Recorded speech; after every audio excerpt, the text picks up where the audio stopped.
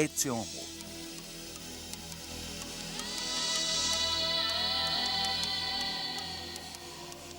A arte. Distribuição Sinapse.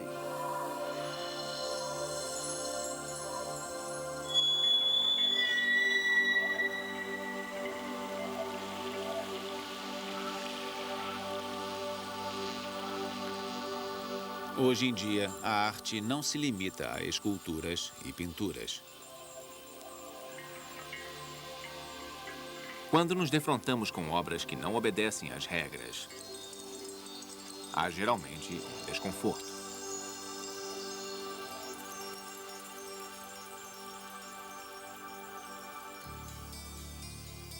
Leonardo da Vinci disse que a arte deve ser mais do que pintar. A arte requer genialidade humana.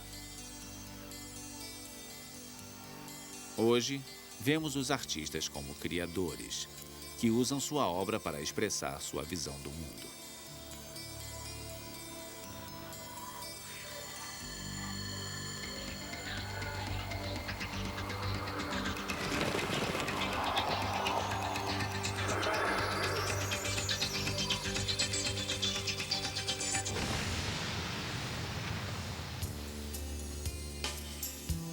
Durante séculos, o valor de uma obra era calculado com base no custo dos materiais e no tempo de criação.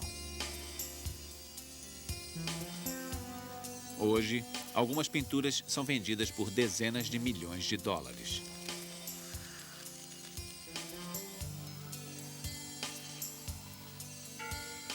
Em um mundo no qual muita gente abandonou a religião, o público em geral e os colecionadores tendem a elevar alguns artistas ao status de semideuses.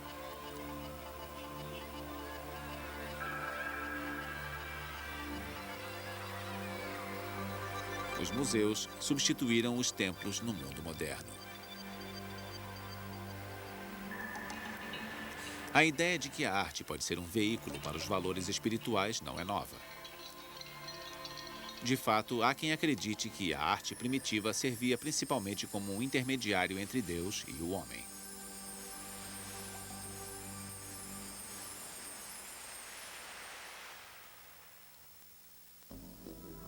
O poder das imagens.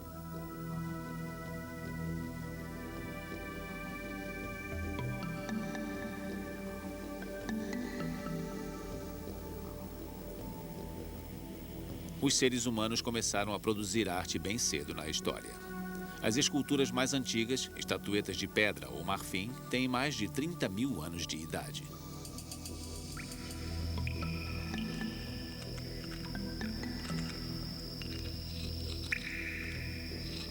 Mesmo nesses dias remotos, nossos ancestrais desenhavam nas paredes de profundas cavernas.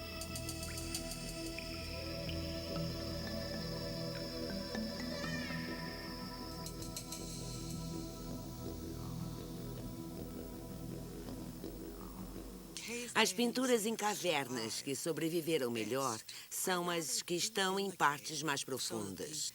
A temperatura e a umidade são constantes o ano inteiro. É como se tivessem um maravilhoso sistema de controle climático de museu. São museus naturais.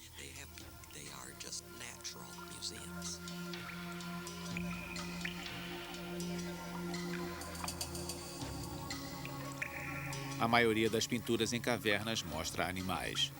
Por muitos anos acreditava-se que fossem usadas para ensinar os rudimentos da caça e para fins religiosos, na comunicação com os deuses.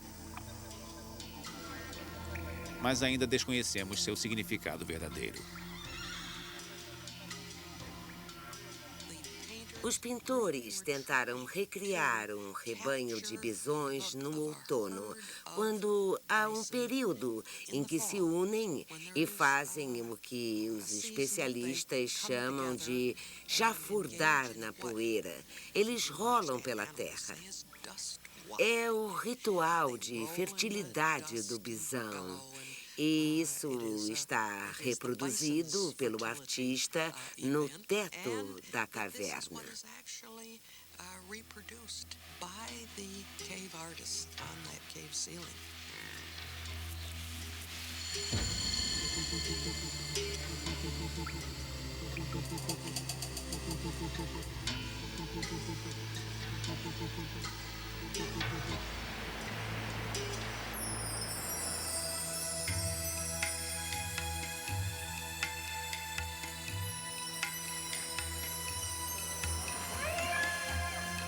No Antigo Egito, a arte tinha claramente um propósito religioso.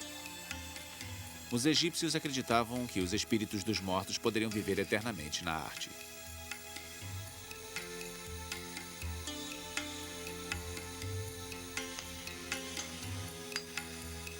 Esta crença levou à produção de milhares de retratos durante quase 4.000 anos.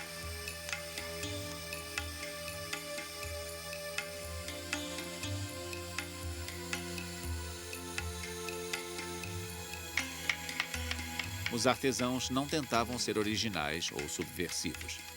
Eles obedeciam às ordens do faraó e dos dignatários ricos. Este período determinou a relação entre arte e dinheiro que existe até hoje.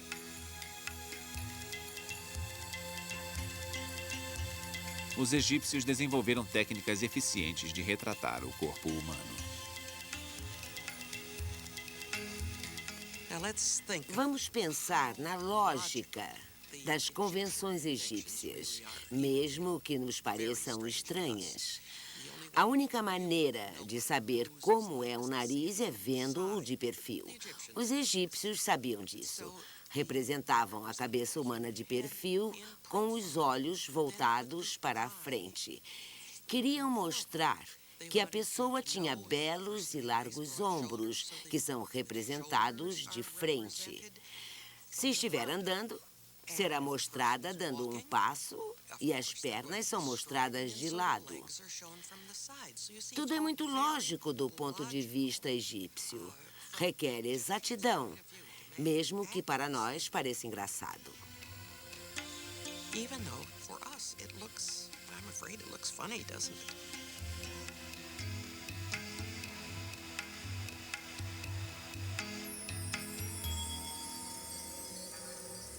Ao contrário dos egípcios, os gregos tentavam mostrar espaço e profundidade. Eles inventaram os cânones, as regras da matemática usadas para demonstrar movimentos e proporções ideais do corpo humano. Em meados do século V a.C., o escultor Políclitos criou o Diadomenos, especialmente para ilustrar os cânones.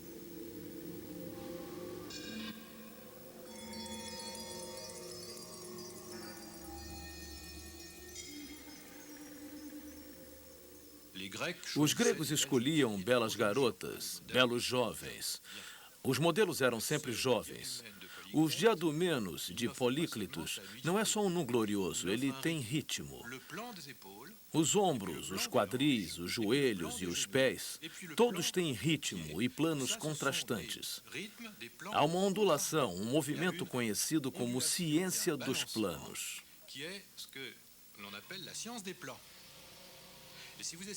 Mas se você ficar na frente do espelho e tentar reproduzir a posição exata de Diadomenos, vai dar com a cara no chão, porque a posição não é natural. Os gregos deram uma dose de intelecto à representação da beleza natural e pura.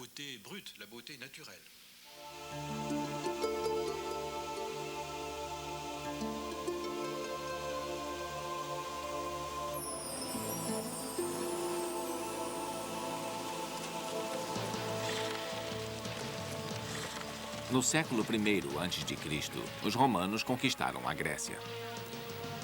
Mas, segundo um antigo ditado, uma Grécia conquistada sempre conquista seu feroz conquistador. Todos os ricos de Roma queriam réplicas de estátuas gregas. Nascia a indústria da reprodução.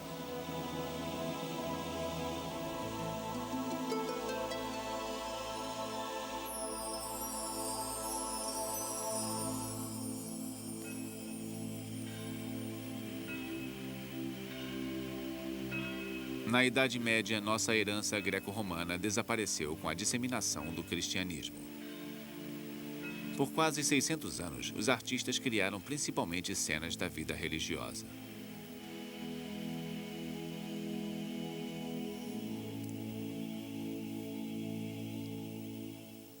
Os concílios da Igreja Católica decretavam que certas partes do corpo não deveriam ser mostradas.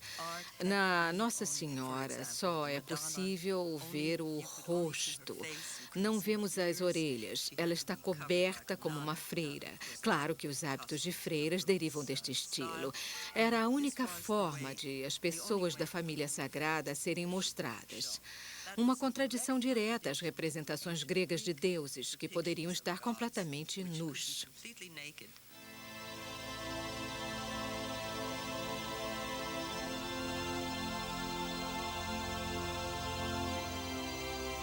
Os artesãos eram considerados meros servos de Deus e trabalhavam na obscuridade. Eles conceberam um paraíso maravilhoso que ajudava a esquecer o sofrimento da vida na Terra.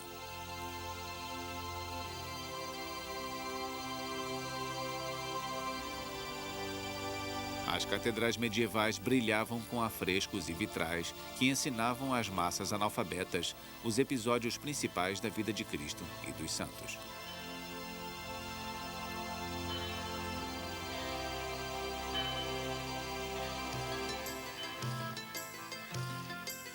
As obras de arte começaram a ser assinadas por volta de 1300.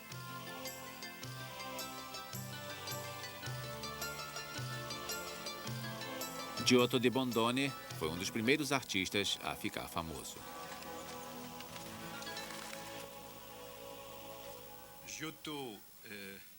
Giotto foi um mestre da primeira Renascença. Com sublime intuição, ele esbarrava nas leis da perspectiva, mas não as racionalizava, nem criava teorias. Trouve, mais sans les rationaliser, sans les théoriser, les lois de la perspective. Jusqu'à lui, Antes de Giotto, veja como missais eram ilustrados. Veja os afrescos em igrejas romanescas. Se Deus fosse mostrado, deveria ser muito alto. Os santos eram de estatura média e o povo era muito pequeno. A hierarquia no desenho sem perspectiva era espiritual.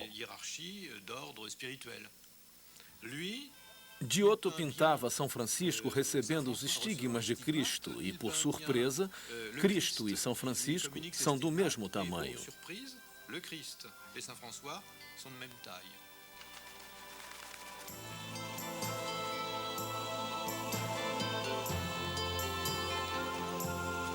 Giotto viveu em Florença, uma cidade-estado governada por famílias ricas. No século XIV, os florentinos eram grandes colecionadores de obras antigas. Por toda a Itália, as pessoas redescobriam a genialidade da arte greco-romana.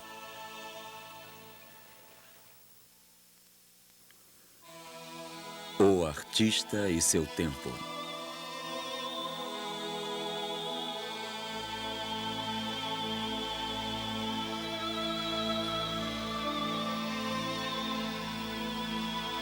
Leonardo da Vinci, grande mestre renascentista, gênio técnico e científico, sonhava retratar o invisível.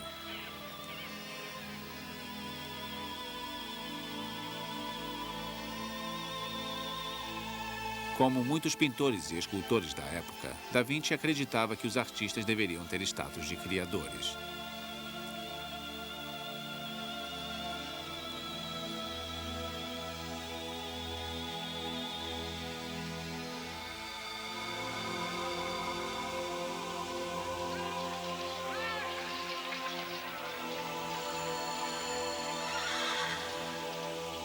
A partir de então, os artistas foram separados dos artesãos, que eram considerados meros feitores.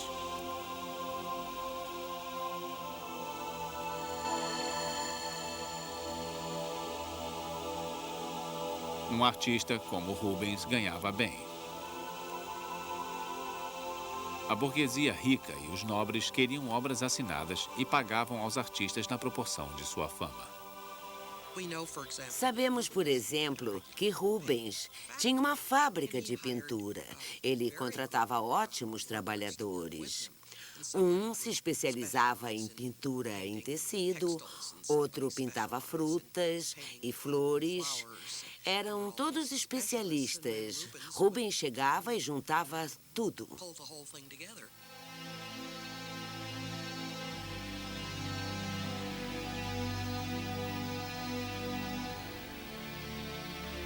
Michelangelo foi outro artista reconhecido em sua época.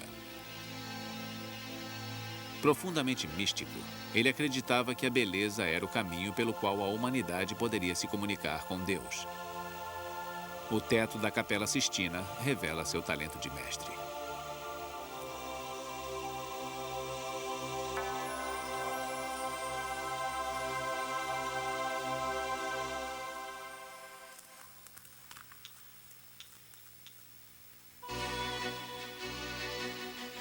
Do século XVII em diante, as academias determinaram que o trabalho em belas artes era intelectual.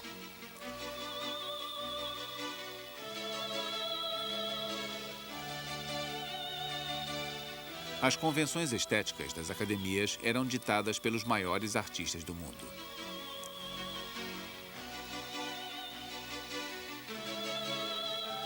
Com a crescente influência de Versalhes, o centro das artes passou da Itália para a França.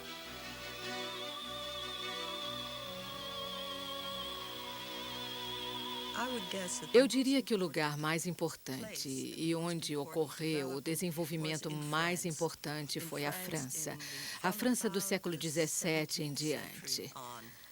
Quando pensamos em ideias de estética, beleza e a forma como devem ser as obras e esculturas, acho que isso foi muito importante, porque teve impacto no resto da Europa e nas ideias artísticas ocidentais, principalmente devido à ascensão de monarcas absolutistas, reis. Quando falamos nos estilos de Luís XIV, Luís XV ou Luís XVI, isso nos diz alguma coisa. Diz quem decidia o que era belo.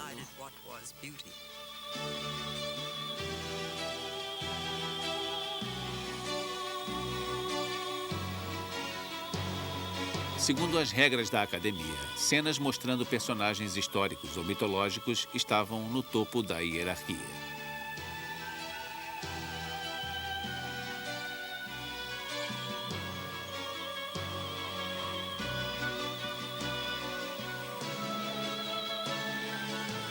Depois vinham os retratos. As cenas do cotidiano.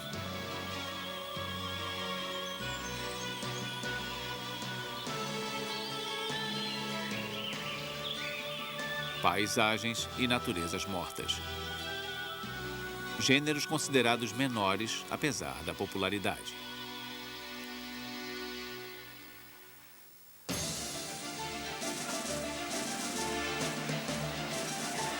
No século XIX, a sobrevivência de um artista dependia de ele ser aceito no Salão de Paris. Edouard Manet ainda era desconhecido quando apresentou seu Almoço na Relva no Salão de 1863.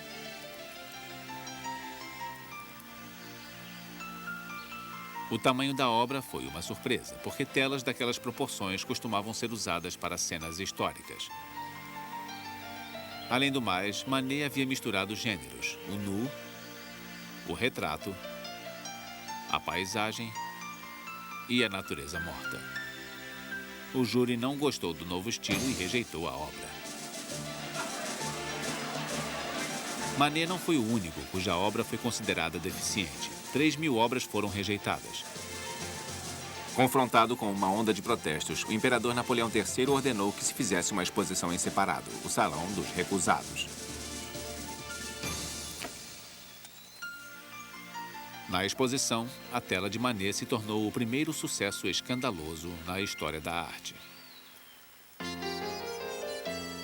2 anos depois, o Salão Oficial aceitou outra tela de Manet. A bela Olímpia causou outro escândalo. Olímpia, uma modelo cujo nome era Victorine Meurrin, está em uma cama por razão alguma, sem justificativa. Como naquela época era preciso haver uma razão, uma história, o público inventou uma. Uma história sexual, sórdida e insalubre, baseada em Victorine Meurent, que deveria ser uma prostituta de classe baixa em uma cama desfeita.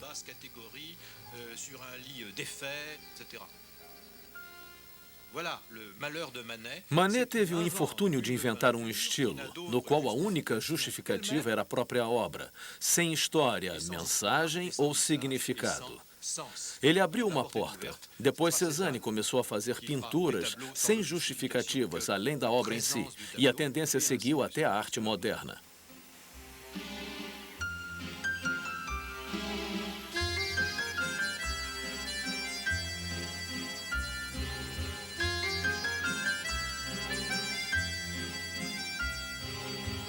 Criando uma nova forma de integrar luz e movimento nas telas, os impressionistas e seus sucessores revolucionaram a pintura.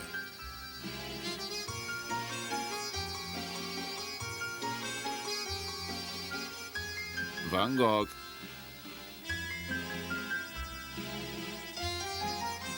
Renoir,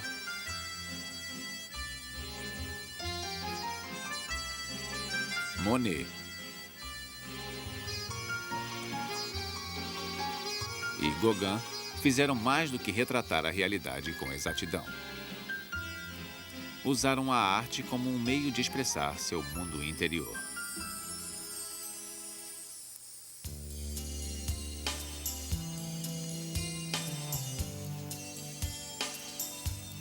Aos poucos, os artistas deixaram de lado as técnicas convencionais. Eles exploraram novos ângulos, novas perspectivas.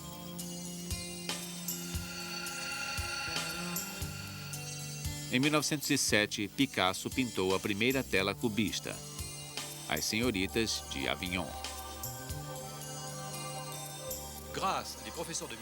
Alguns amigos dele, professores de medicina, o convidaram a visitar o hospital Saint-Lazare, onde as infelizes prostitutas morriam de sífilis e eram, basicamente, largadas, porque nada podia ser feito por elas. Pessoas com sífilis terciária têm rostos terrivelmente deformados. O nariz afunda nas bochechas, os olhos ficam saltados. É aterrador. Quando ele viu aquelas mulheres em tal estado deplorável, descobriu a solução plástica para as detestáveis deformações que faria nas duas mulheres da obra.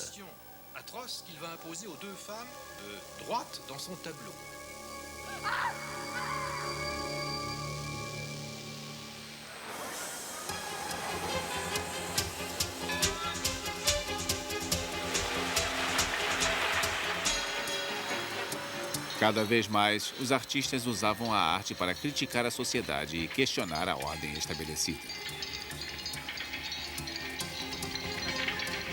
Esta obra do artista dadaísta Francis Picabia expressa o medo de a mecanização transformar os seres humanos em robôs.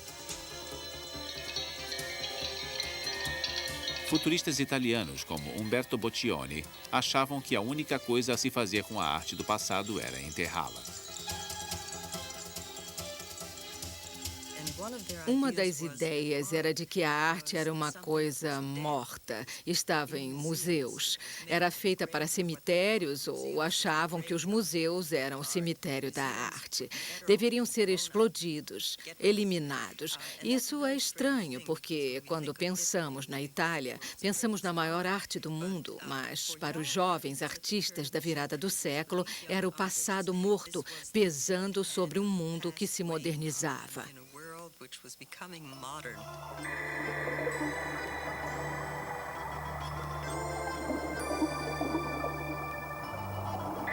A arte abstrata se torna uma das mais importantes tendências ocidentais. Vassily Kandinsky foi o precursor.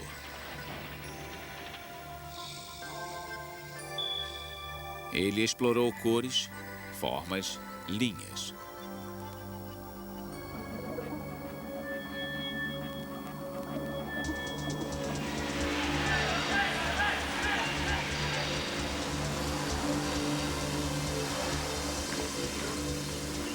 Mas grandes movimentos sociais, modas, estilos de vida e guerras continuaram a inspirar artistas.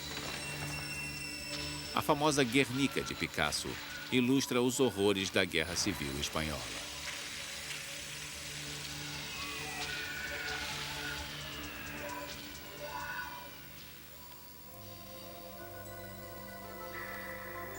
Embora os artistas critiquem a sociedade, são os primeiros a questionar a si mesmos e seus propósitos. Eu diria que minha obra pictórica é uma grande catástrofe. Porque eu acho que todos os pintores modernos estão presos na grande decadência que caracteriza a nossa era.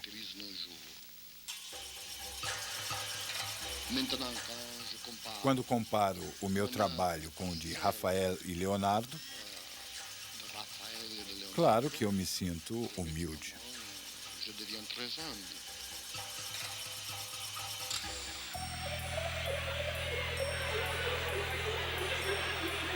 Nos anos 60, Andy Warhol, tido como o papa do movimento da arte pop, se interessou por objetos que simbolizavam a sociedade consumista americana.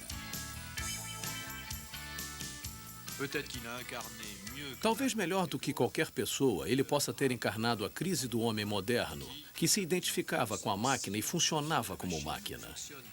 Desta grande doença coletiva, a ameaça do materialismo, ele desenvolveu uma imagem poderosa que integrava virtualmente todos os problemas da sociedade americana da época.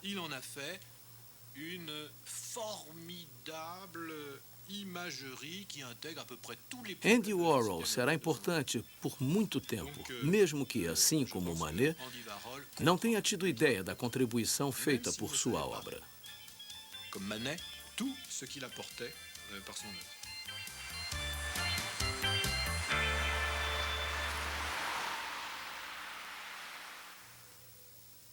A arte no mundo.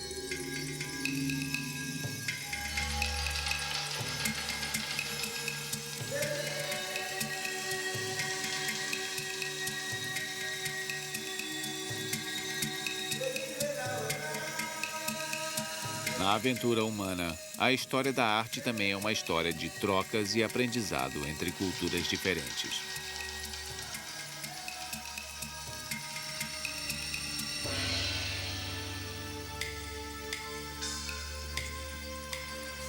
Por muitos anos, o Japão foi uma sociedade fechada, mas em meados do século XIX, abriu os canais de comércio com outros países.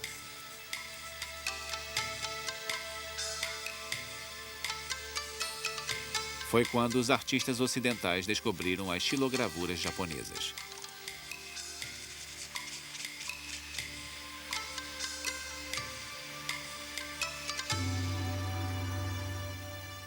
O povo ocidental não conhecia muito a arte asiática, mas desenvolveu um gosto por cerâmica azul e branca e outros tipos. Quando os japoneses mandavam cerâmica para a Europa, em especial para Paris, França, a embrulhavam no que consideravam papel velho e comum. No papel, por acaso, havia estampas maravilhosas de xilogravuras japonesas. Muitos artistas, como Gauguin e outros dos Estados Unidos, como Whistler, foram muito influenciados por esta arte. Ao ver o papel estampado, se interessaram mais por ele do que pela cerâmica.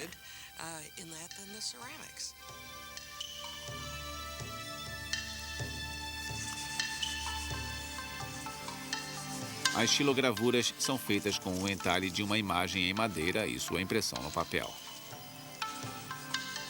Os japoneses usavam um bloco entalhado para cada cor do desenho.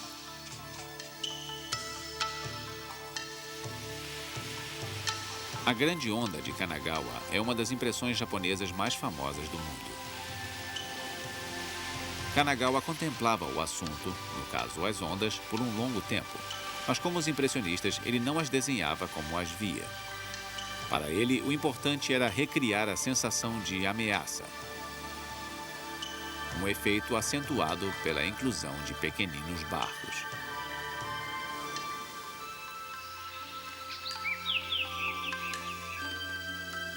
A arte não se desenvolveu da mesma forma no mundo todo.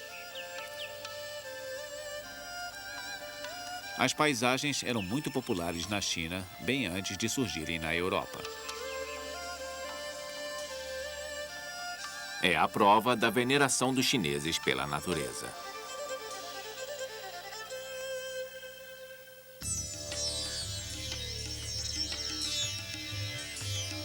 O interesse nas formas de arte tradicionais cresceu no último século. Cresce a demanda por cerâmicas chinesas,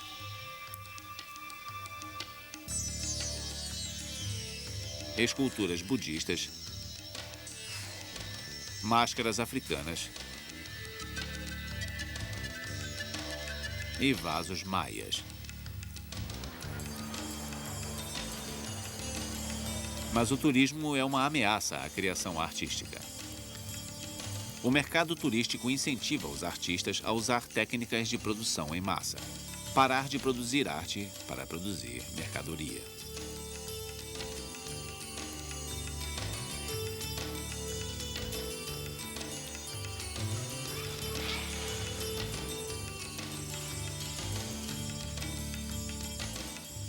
Ovos de Páscoa ucranianos, romenos e russos, por exemplo. Os mais finos são obras de arte. A tradição remonta ao século XII, pelo menos. Decorar ovos não necessariamente para a Páscoa. Os ovos são símbolos da fertilidade e são magnificamente decorados. É preciso procurar muito para encontrar finas criações individuais, porque eles são feitos às centenas, aos milhares. Existem em toda parte.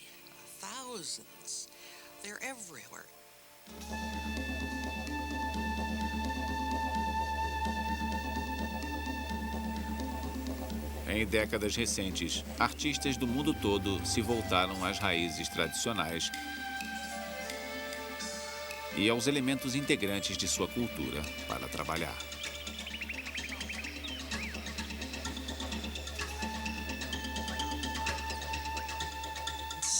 Alguns, depois de treinar no Ocidente, voltaram para casa e redescobriram a própria arte.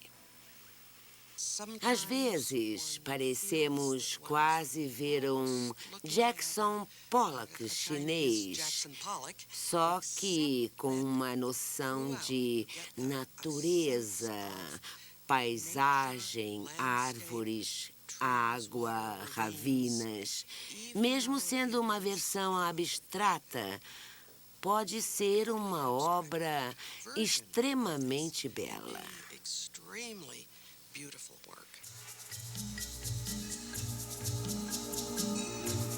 Como resultado desta polinização cruzada mundial, as fronteiras que separavam a arte do artesanato desapareceram.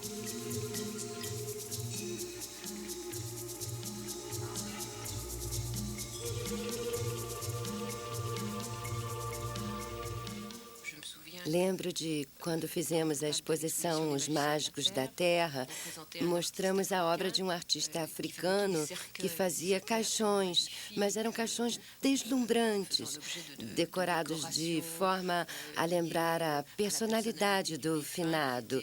Eram uma beleza, verdadeiras obras de arte.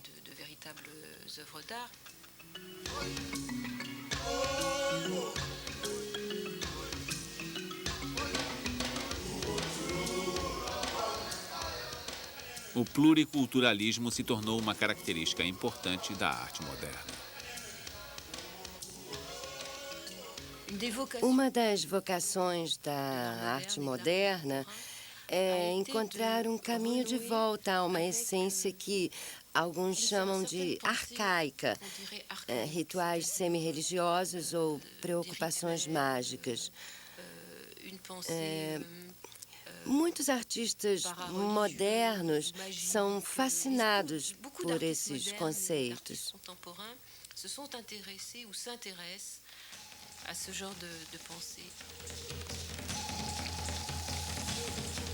A necessidade de criação é universal. Geralmente é através da arte que descobrimos a riqueza de uma cultura.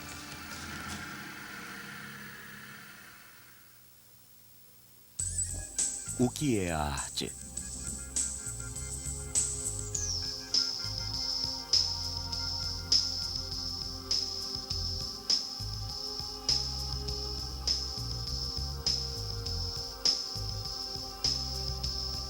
Na paisagem artística de hoje, todos os estilos vivem juntos.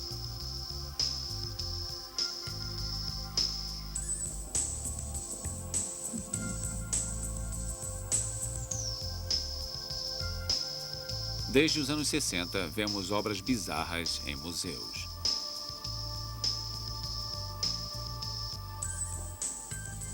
Depois de formas e cores, os criadores contemporâneos se interessaram por novos materiais.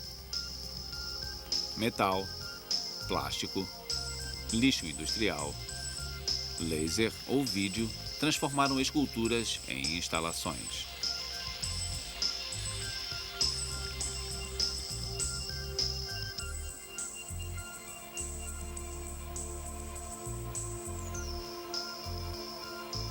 O público em geral fica quase sempre desconcertado pela arte moderna.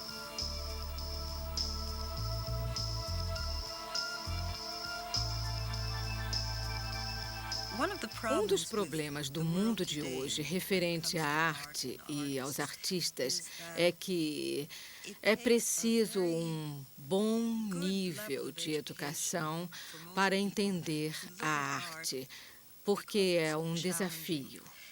Há muita arte que não é autoexplicativa e precisa ser esclarecida. Há certos artistas do século XX, como o italiano Giacometti, cujas estátuas de pessoas são muito estranhas.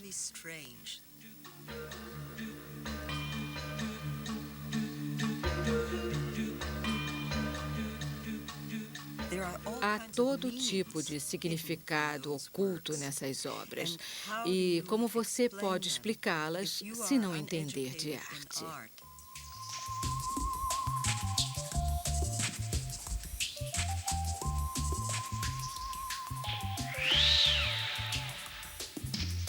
Desde que Marcel Duchamp conseguiu fazer seu famoso urinol ser aceito como obra de arte, parece que tudo é possível.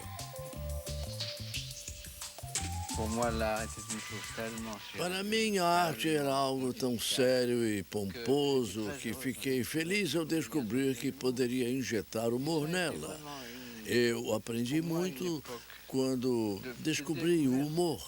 Foi uma libertação. Não é uma simples questão de rir. Há humor negro que não é feito para rir ou chorar.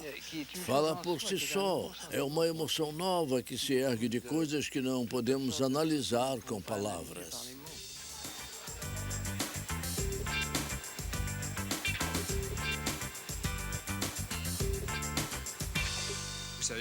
Como sabem, museus de arte moderna estão cheios de coisas surpreendentes porque seus curadores não têm critério. Têm medo de recusar qualquer coisa. Ou seja, artistas inteligentes, enxadristas como Duchamp, perceberam que precisam de estratégia para fazer sucesso na arte. Precisam se tornar celebridades e depois nutrir e promover essa celebridade. Os artistas devem ser estrategistas se quiserem fazer sucesso. É a lição que aprendemos com Duchamp, e muitos críticos a acham triste.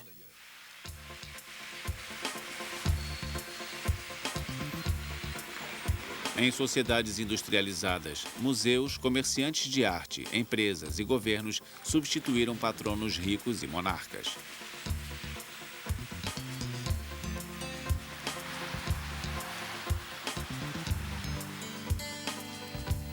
A classificação de um artista depende mais da crítica de comerciantes do que de reconhecimento público.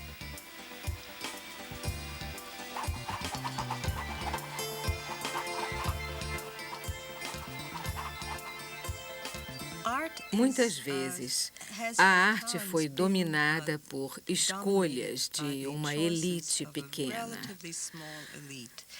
De certa forma, pode ainda ser assim. Alguém fez um estudo sobre os mais importantes comerciantes de arte, cujas atividades no mercado determinam o valor da arte, e alegam que poucos comerciantes, todos com galerias em Nova York, foram responsáveis pelo que ficou tido como a arte mais importante da atualidade. Em nossas sociedades de consumo, as pessoas especulam com obras de arte como no mercado de ações.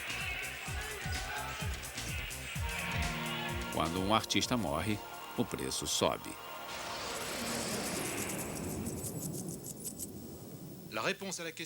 Quem decide qual é a melhor arte moderna? O dinheiro. Há quem ache isso lamentável.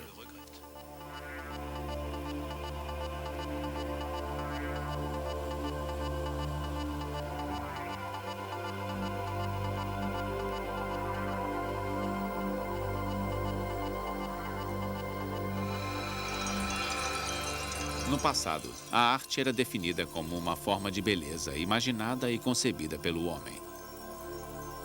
Na época, o conceito de beleza obedecia a um claro critério de estética. Isso é uma obra de arte ou não? O público deve conseguir entender. Mas os artistas não ligam se é bela ou não. Cada artista reinventa os seus critérios. Certamente não existe mais um critério universal. As autoridades estão desesperadas porque estão perdidas.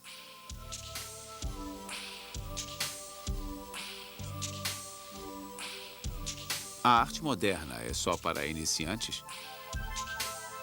Devemos voltar às formas realistas?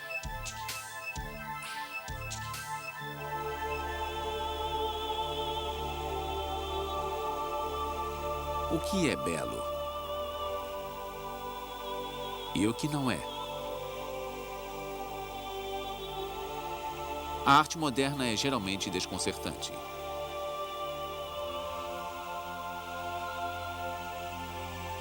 Ela nos compele, assim como ao artista, a questionar os limites.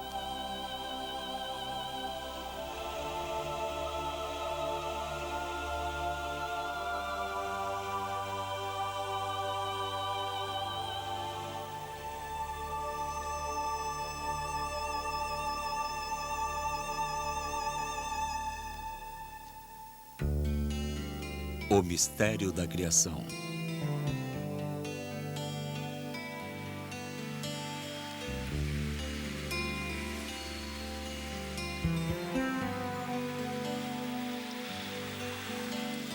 A criação artística é um processo misterioso que ninguém conseguiu esclarecer ainda.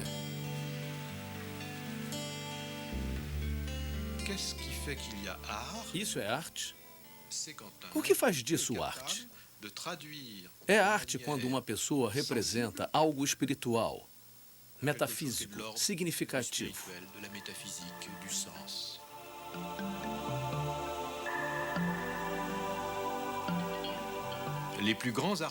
Os maiores artistas lutam para usar sua arte servindo a própria ideia de sagrado.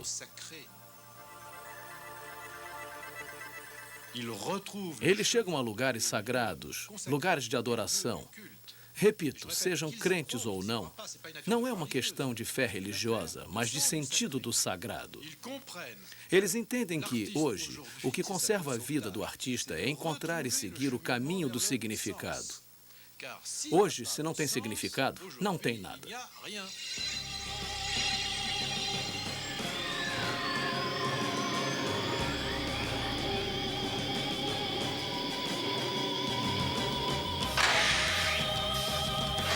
Atualmente, os artistas podem desenhar e representar tudo em computadores.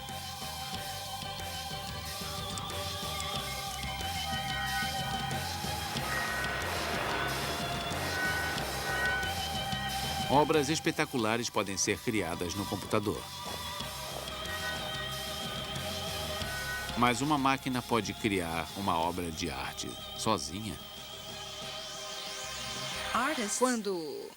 Quando nós pensamos em artistas, a forma de arte mais importante é a verdadeira expressão de algo, seja no papel ou em qualquer material que contenha a mão do artista.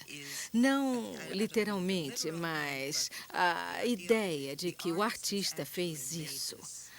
A ideia da mão do artista se valorizou com o progresso da tecnologia e a introdução da robótica, por exemplo.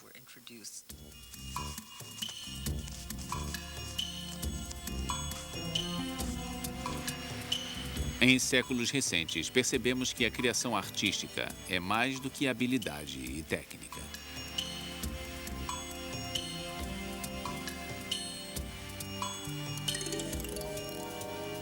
Museus expuseram obras feitas por pacientes de hospitais psiquiátricos. E esses artistas não tiveram treinamento. Um dos aspectos importantes da criação nos últimos séculos é o reconhecimento de que a arte não é um simples ofício que se pode aprender. Claro que você precisa aprender, mas o que distingue um artesão de um artista é um dom. A crença de que algumas pessoas têm algo dentro delas que aflora em tudo o que fazem.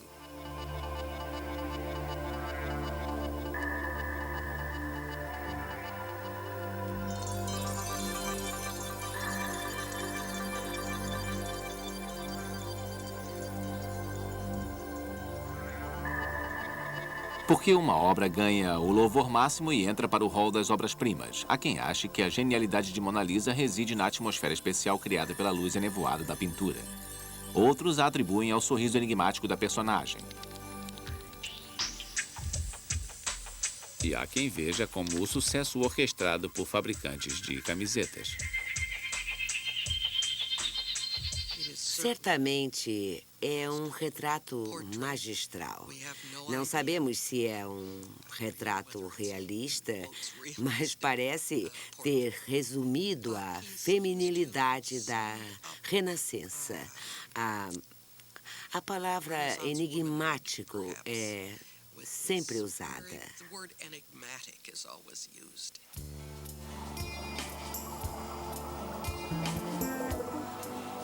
A fé na genialidade do artista transformou a forma como vemos a obra desses criadores. Percebemos no artista uma pessoa capaz de representar seus ideais de perfeição e beleza. Mas o que é a perfeição? Cada geração de artistas diz: consegui, fiz a maior de todas as telas, até chegarmos ao quadrado em fundo branco de Malevich, que foi, segundo alguns, a máxima da história da arte. Progredimos muito desde então. O ideal de arte é o passado ou o futuro? É uma discussão interminável.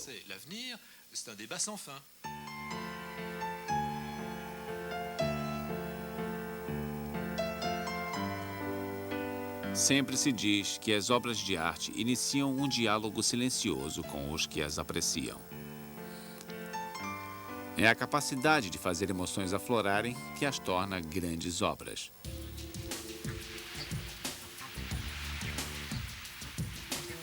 Embora a criação não seja vital para a sobrevivência humana, perseguimos esta atividade curiosa desde o início dos tempos. Graças à nossa imaginação, os humanos são a única espécie animal capaz de produzir imagens.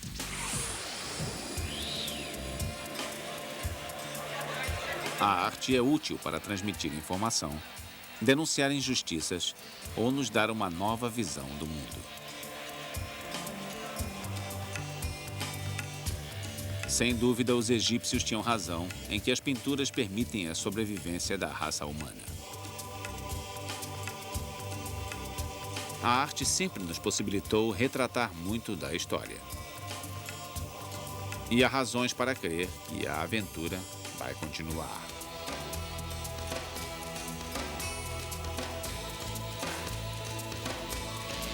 Os seres humanos sempre serão impelidos a expressar sua visão do mundo.